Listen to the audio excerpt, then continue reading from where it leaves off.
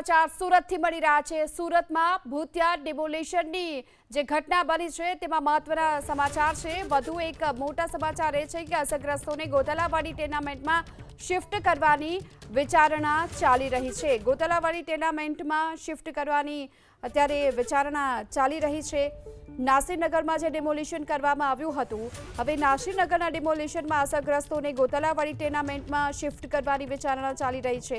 નાસિરનગરના અસરગ્રસ્તોએ વિરોધ કર્યો છે અને આ સાથે જ તેઓ સુરત મહાનગરપાલિકાની કચેરીએ પહોંચ્યા।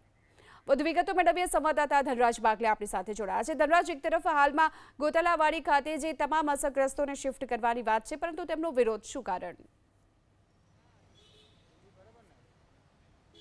जी बिल्कुल, नासिरनगરમાં જે પ્રમાણે ડિમોલિશન થયું છે ત્યારે અસરગ્રસ્તો છે એને ગોતાલાવાડી લાવવામાં આવે એવા અત્યારે હાલ હિલચાલ ચાલી રહી છે। ત્યારે સીધી તસવીરો તમે જોઈ શકો છો। ગોતાલાવાડી ટેનામેન્ટના રહીશો છે, આ તમામ રહીશો અત્યારે હાલ જોવા મળી રહ્યા છે। સુરત મહાનગરપાલિકાની કચેરી છે, એ કચેરી અત્યારે હાલ તેઓ રજૂઆત કરવા માટે આવ્યા છે। સુરત મહાનગરપાલિકા કચેરી ખાતે શું રજૂઆત કરવાના છે તેની આપણે જાણકારી મેળવીશું। બેન, શાના માટે આવ્યા છો અને શું વિરોધ છે આપનો?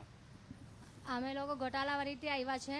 અહીંયા ગાડી 113 કરોડ જે એસએમસી ને આપવામાં આવેલા છે તે હમણાં સાંભળવામાં એવું આવ્યું છે કે તે લોકો નાસિર ઝુંપડપટ્ટીવાલાને આપવાના છે, તો અસાનધારો લાગુ હોવાથી એ લોકોને કેમથી અપાય? એ લોકોને નહીં આપવું જોઈએ। અમારો વિરોધ છે કે એ લોકોને આપવું જ નહીં જોઈએ। ને હિન્દુવાલાને જ આપવું જોઈએ, મરાઠી હોય કે ગુજરાતી હોય એ લોકોને જ આપવું જોઈએ, પણ એ લોકોને આપવું જ નહીં જોઈએ। અમને એ વાંધો છે, એ લોકોને આપવું જ નહીં જોઈએ। શું વિરોધ છે તમારો? અમારો વિરોધ છે કે ભાઈ અમારે આ કોમન નહીં જોઈએ। અમને તમે મરાઠીને આપો, બીજા કોઈ બી કોમને આપો, પણ અમને આ આઈડિયા જે જાતિ છે અમને પસંદ નથી ને અમારે એમાં આ આઈડિયા લાગે છે, જે જાતા લાગે અસંધારો લાગે છે ને અમારા કતારગામ દરવાજા પછી આ વિસ્તારમાં કોઈ મોમેડન છે જ નહીં, બરાબર છે? હા, એટલે અમારે આ વસ્તુ ત્યાં લાવીને આ વસ્તુ અમને નહીં, આખું કતારગામ ઝોનને બી લાગશે, બરાબર છે?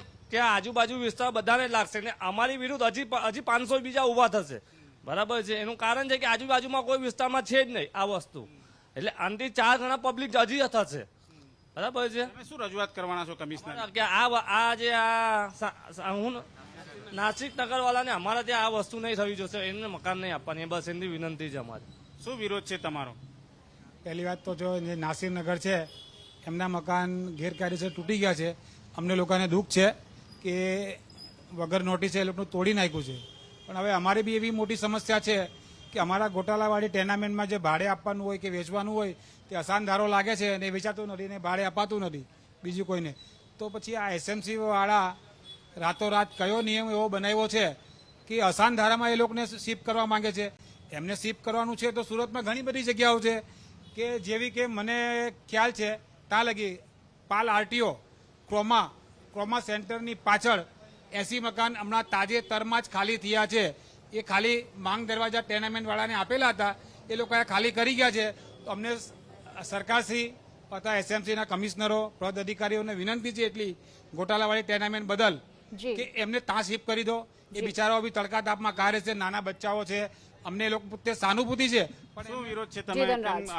વિરોધ એ છે કે અહીંયા જે કઈ બી અસંધારોને લાગે છે અમારે કોઈ બી કોમ હશે પર એ ચાલશે, બાકી એ નહીં, બરાબર? બિલકુલ વિરોધનો સૂર જરૂર અત્યારે હાલ જોવા મળી રહ્યો છે। નાસિરનગરના લોકો છે તેઓને શિફ્ટ કરવાની હિલચાલ અત્યારે ચાલી રહી છે। એ સમાચાર વાયુવેગે પ્રસરતાની સાથે જ ગોતાલાવાડીના લોકો છે એ રજૂઆત કરવા માટે આવ્યા છે કે અસાનધારો લાગુ છે તો કઈ રીતે આ લોકોને ગોતાલાવાડી શિફ્ટ કરવામાં આવે।